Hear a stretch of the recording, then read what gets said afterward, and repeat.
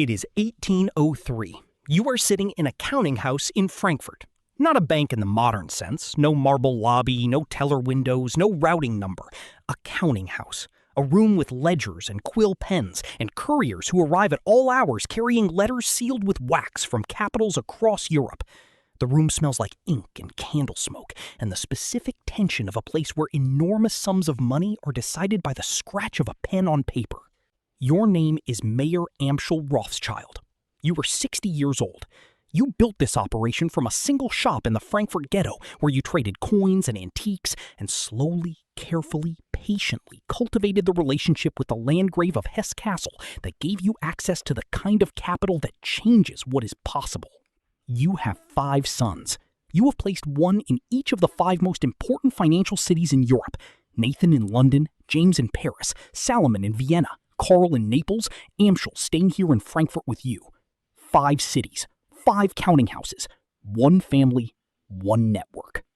Napoleon is moving across Europe. The continent is at war, and you are about to understand something that most people never understand about money and conflict. Something that will define your family's wealth for the next 2 centuries, and that will make you and the sons you planted across Europe the most powerful financial force on the continent before the century is out. War is not a disruption to the banking business. War is the banking business. What governments need? Governments need money to fight wars. This is not a complicated observation, but its financial implications are extraordinary once you understand them fully.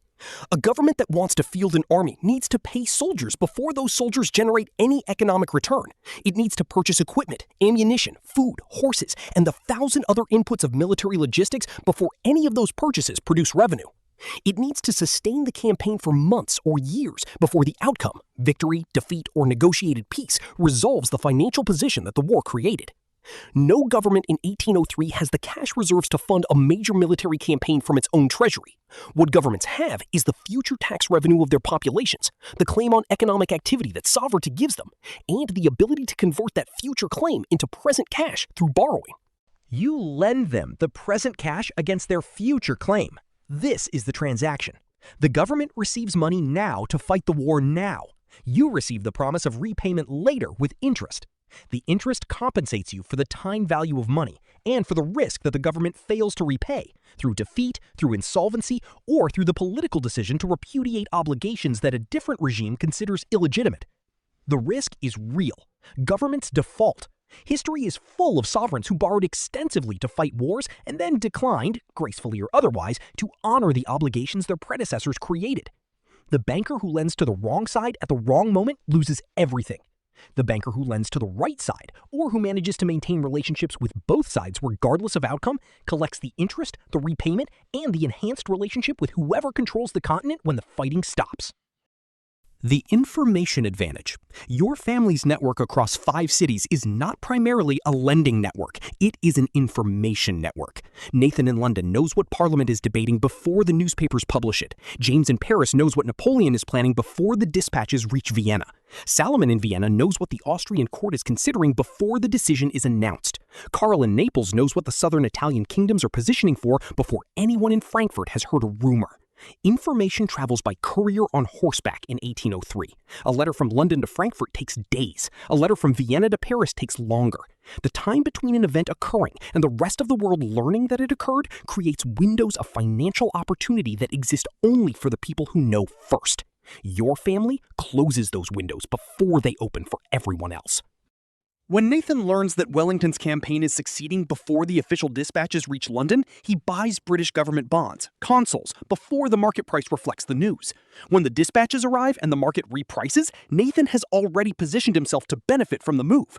When the war turns against France and James in Paris can see the political pressure building before it becomes official policy, the family adjusts its positions before the rest of the market knows what is coming. This is not illegal in 1803.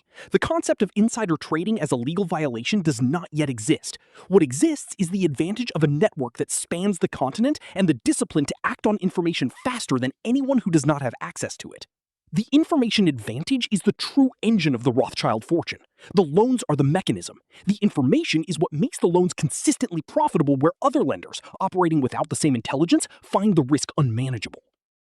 Financing both sides. Here is the part that most people find difficult to understand without the framework you now have from sitting inside it. You do not choose sides. Not in the way that a citizen chooses sides, not in the way that a soldier chooses sides. You are a banker. Your allegiance is to the integrity of financial transactions and to the viability of your counterparties. Your analysis of a sovereign borrower is the same regardless of which flag they fly or which cause they represent. Britain needs money to fight Napoleon. Britain has a credible future tax base, a functional parliament that enforces debt obligations, and a track record of honoring its financial commitments. Britain is a good credit. You lend to Britain. France needs money to sustain Napoleon's campaigns. France has a different risk profile. The political stability of the empire is contingent on Napoleon's continued success, and if the military situation reverses, the political situation may reverse with it. France is a more complicated credit. You lend to France too, at terms that reflect the additional risk, through channels that preserve your ability to maintain the British relationship simultaneously. This is not treachery. It is not moral indifference to the human cost of the conflicts you are financing. It is the specific perspective of someone who has understood something that most people in 1803 have not yet grasped, that the financial system that allows governments to borrow against future tax revenue is not a tool of any particular government or any particular cause. It is infrastructure. It serves whoever is willing to pay for it and whoever meets the creditworthiness standards that make lending to them rational. You are building infrastructure. The infrastructure happens to be the financial foundation of European sovereign debt markets. The infrastructure happens to benefit from the frequency and scale of European military conflict.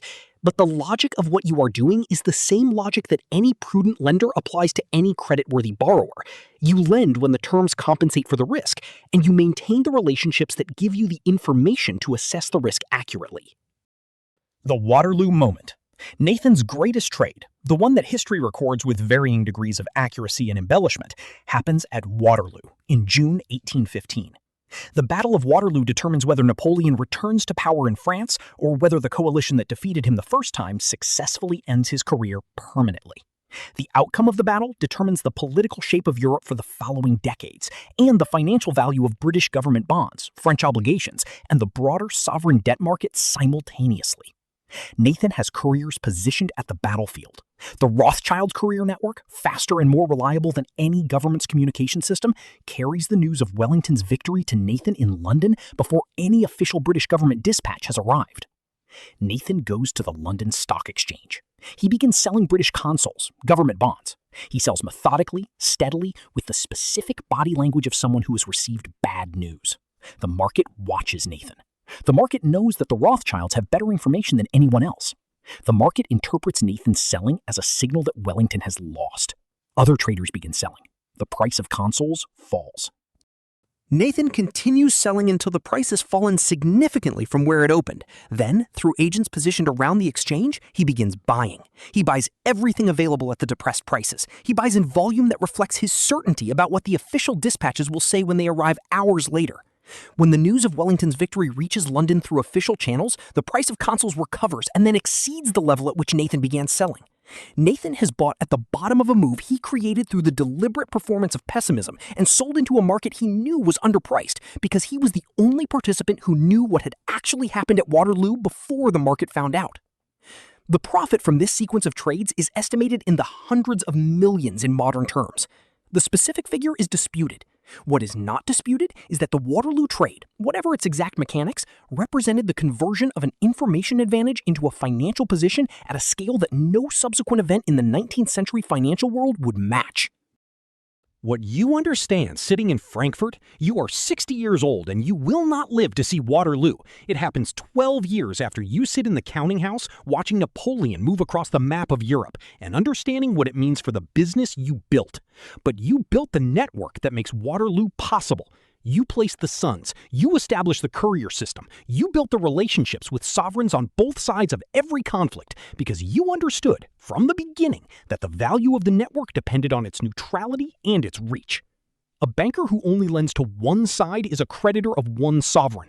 A banker who maintains relationships with every sovereign, who has the trust of governments that are actively fighting each other because each government understands that the Rothschild network serves them regardless of outcome, is something categorically different, something that has never existed before, and that the 19th century creates the conditions for only once. You are building the first global investment bank. Not in the language of 1803, which does not have that phrase, but in the function. A financial institution whose value comes from its network, its information, its relationships, and its ability to move capital across borders faster and more reliably than any government or any competitor can match. The money you lend to governments at war is the product. The network is the business. And the network's value depends entirely on the thing you taught your sons before you sent them to London and Paris and Vienna and Naples. Serve the transaction, not the cause, not the flag, not the politics. The transaction. The transaction is always there. Governments come and go, wars start and end. The need to convert future tax revenue into present military capacity is a permanent feature of the political landscape for as long as political entities compete with each other for territory and dominance. You will always have customers. And as long as you have customers and the network to serve them better than anyone else can serve them, the family will have money. Your sons understand this. You made sure of it. If this video gave you a new way of seeing how money and power actually work, subscribe to Cody Finance. New videos every week.